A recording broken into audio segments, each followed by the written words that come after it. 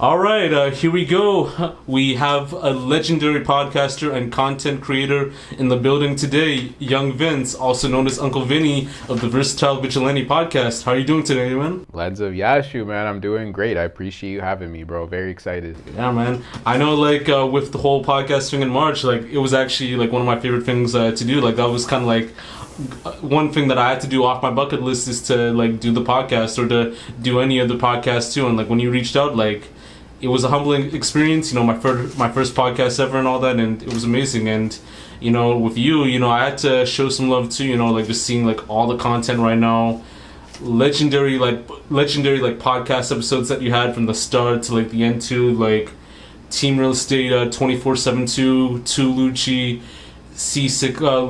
Lucci for a bit too, with Boy Pablo.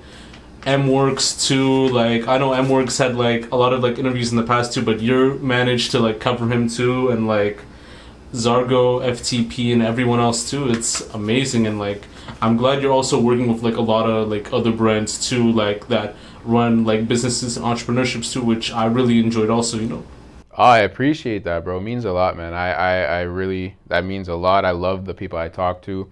Been blessed to meet some amazing people, put out some stuff that I fuck with, and that's most important. So appreciate that, bro. It means a lot. Yeah, man. Honestly too, you're kind of one of the new faces of Toronto podcasting right now, and I think a lot of people really do need that right now to even showcase businesses and smaller artists and other platforms too that have built their stories or had their stories go unnoticed, but you managed to get them right now. And it'd be best for me to even share your story right now from when you started from young Vince from the start until now, and let's get the story started. Let's get it, bro. Excited. So let's start it off with your first story. So you grew up both in uptown Toronto and Mississauga, that's correct? Yeah, I mean, the Yorkdale area is where I spent my first 2-3 years, so I don't remember it much at all. Most overwhelming majority of my life east side of Mississauga, and yeah, that's where I really grew up and became who I am. So with Mississauga, which ends did you grow up by, and what was the environment for you growing up as well as your childhood? My area was east side of Mississauga, so Burnhamthorpe and Dixie area is kind of where I talk about, where I kind of lay that out. It's the border of Etobicoke, so I was always able to be in Etobicoke, Toronto. The location for me was super useful. To answer your question, how did I grow up? Man, I loved growing up there. My parents were super, super supportive, always gave my brother and I everything we needed, had friends growing up there. It was a good area because it was quiet, but also close to a lot of, if we need to get downtown, we're there fast, but if we want to chill, super laid back. So I really love my part of Mississauga, that's for sure.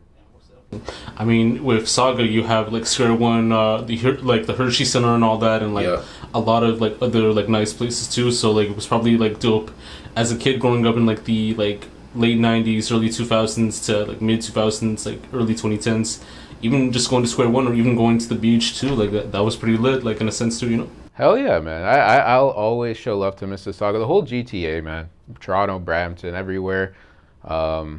Shout out Mississauga. I wouldn't have wanted to grow up anywhere else, man. Yeah, no, most definitely, man. So, when you talked about in your Vante episode that you're half Sicilian and half Calabrese, so that's correct, right? That's great. Absolutely. Did your research.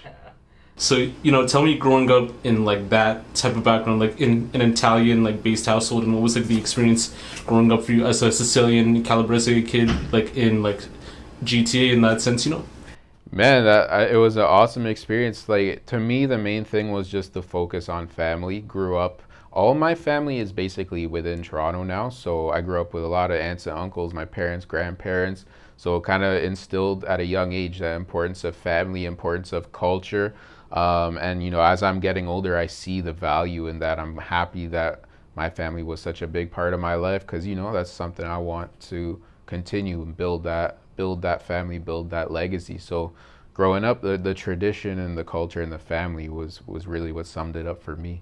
Yeah, no, most definitely, man. I know, with the Italians, in Toronto and even in the GTA too, they're so focused on the the whole like soccer industry too and all that. Like every other time, like there's like a soccer match with like the World Cup or the UEFA like tournaments and all that. Like you see like a big pile like all around in like Woodbridge or in Vaughan or in Little Italy and all that. You know, like it's always like watching like these soccer matches and all that. It's always checking out like these like hockey games and like these like the local hockey games and like local like soccer matches too. It's like going to the weddings and like everything else too. So like when you like see like a huge function, like it's pretty dope to see it from like the Italian like perspective and all that in that sense, you know. I agree, bro. It's a really nice thing to have tradition. I support it, you know, trying to build that for the new generation. Most definitely. And you know, I even see it too with the whole like Sopranos thing as well. Like, so tell me like more about that, like how you like got into like Sopranos and like, you know, movie culture for a bit too as well. Okay, Sopranos, you want the full story? I guess so. Let's get it, man. So I remember when I was in grade 10, you remember TLN, that channel? Yeah.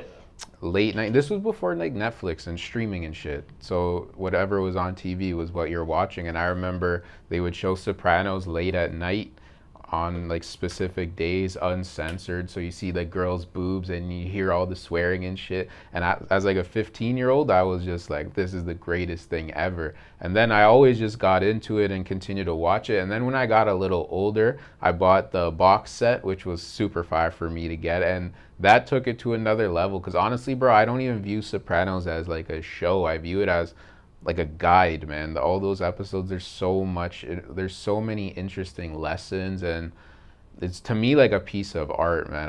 I've seen the whole series too many times, and I'll still watch it because you see something new every time you watch it. So shout out Sopranos, man. Huge part of my life. Not even on like, oh, I want to be a mobster, but I liked how they, you know, I just liked how they moved, and there was a lot of lessons to be learned from that show. Yeah, no, most definitely, man. I know, like, with TLN, I think they still had to, like, censor, like, some stuff, the cussing and everything else, too, and even, like, in some parts, like, the nudity, because I think that's only, like, for HBO, you get to pay, like, this. Yeah. Shout out TLN, man. I'm a Toronto legends for real.